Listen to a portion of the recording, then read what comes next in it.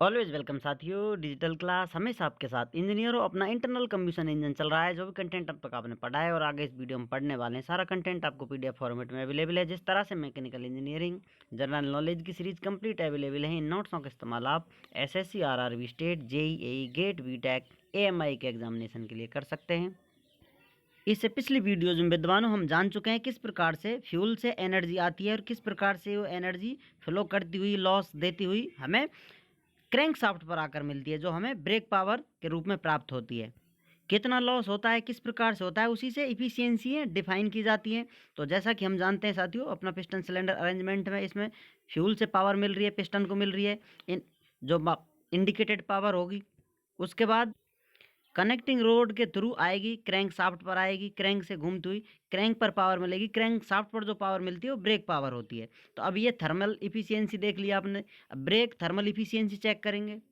इफिशियंसियों से अभिप्राय आप समझ सकते हैं कितनी पावर मिल रही है और कितनी पावर दूसरे किसी ट्रांसमिशन सिस्टम से जाकर दूसरी तरफ प्राप्त हो रही है। तो इफिशियंसी उसकी घटती जाती है। इतनी पावर मिल रही है। अब यहाँ फाइनल कितनी पावर मिल रही है, कहीं मैकेनिकल लॉसेज होते हैं, कहीं केमिकल, कहीं कुछ फ्रिक्शन हुए, पंपिंग हुए, इस प्रकार के लॉसों को आप कंसिडर करेंगे तो उससे इफिशियंसी डिफाइन होती है।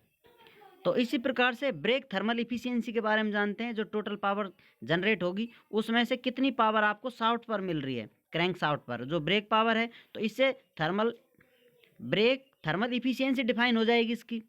तो आप कह सकते हैं brake thermal efficiency is the ratio of energy in the brake power में जो आपको एनर्जी मिल रही है, brake power to input fuel energy in appropriate unit. Same energy होंगी, जो एनर्जी आप ऊपर इस्तेमाल कर रहे हैं वही यूनिट यहाँ इस्तेमाल करेंगे एनर्जी की। तो अब यहाँ आप इसे इस प्रकार से डिफाइन कर सकते हैं, brake thermal efficiency eta B T H is equal to brake power divided by total power. Total power हम लिखते हैं साथियों, मास फ्लो रेट होती है फ्यूल की और कैलोरीफिक वैल्यू होती है उसी फ्यूल की। अब जैसा हम जानते हैं टोटल पावर होती है साथियों, उसमें से टोटल पावर में से इंडिकेटेड पावर आती है। इंडिकेटेड पावर में से कुछ लॉसेज हो जाते हैं, जैसा पिछली वीडियो जो आपने देखा था। उसके बाद क्रैंक पर आपको जो पावर मिलती है वो ब्रेक पावर होती है। तो कितना लॉस हुआ है, कितनी इफिशियंट है सिस्टम, वही बताने के लिए ब्रेक थर्मल इफिशियंसी यहाँ पर इस्तेमाल की जाती है।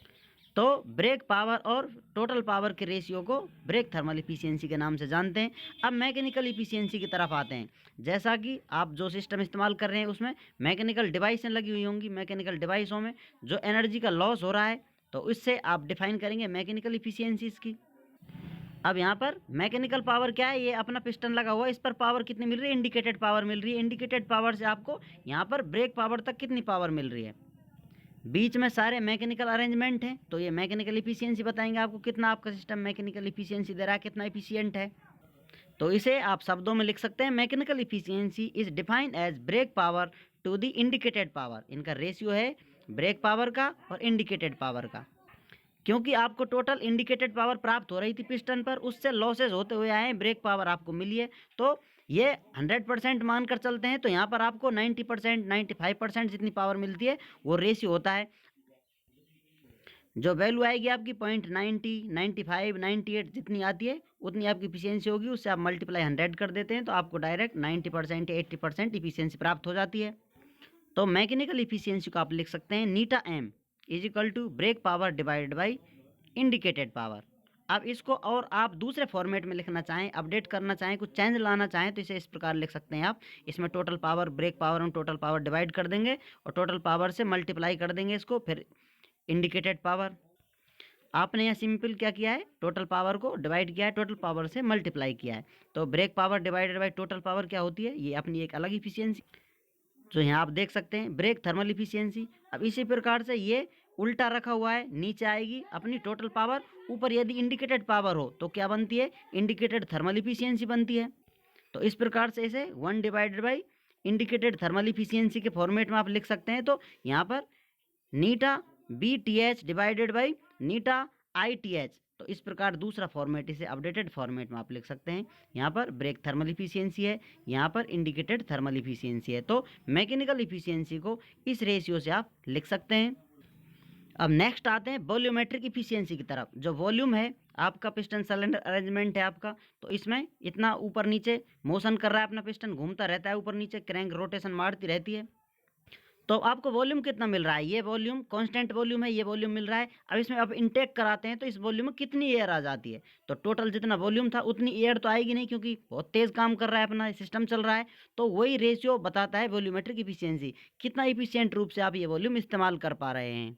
तो इसे शब्दों में आप लिख सकते हैं, volumetric efficiency is defined as the ratio of actual volume flow rate of air into the intake system, intake system में कितनी एयर एक्चुअल में जा रही है, to the rate at which the volume is displaced by the system.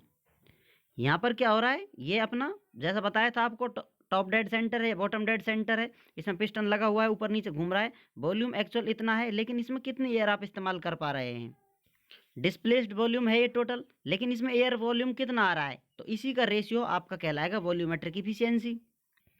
तो आप volumetric efficiency को define कर सकते हैं, actual volume divided by displaced volume. Displaced volume क्या होता है, शिफ्ट वॉल्यूम जो होता है, जो शिफ्ट किया जाता है, इस प्रकार से घूमता रहता है जिसके अंदर अपना पिस्टन।